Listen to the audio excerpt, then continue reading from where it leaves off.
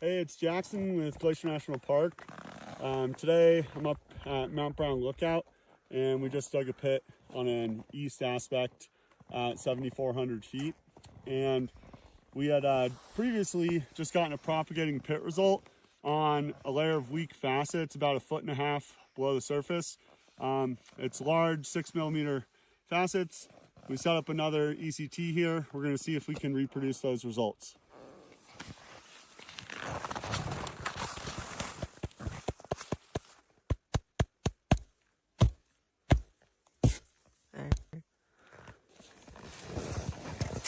All right, that was moderate force, 18 taps.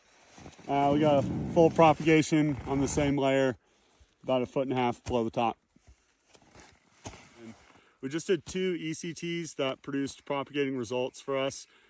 The layer of concern is 6mm facets that formed at the end of January. It's about 1.5 feet below the surface at this location. And we had 2 tests with propagation on moderate force. We just set ourselves up with a PST, and we're going to see how this goes.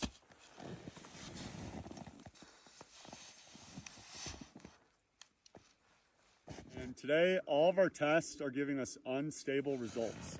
We had 2 ECTs that failed with moderate force, full propagation across the column.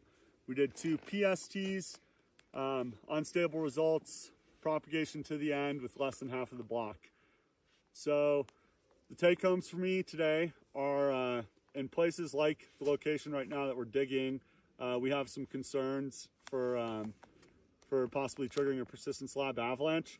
And the most interesting thing I think about this site is it's a little unassuming. You come in here and the top 6 to 8 inches of snow is super dry and cold and unconsolidated from this weather we've been having lately with really cold temps, and there hasn't been much wind up top here.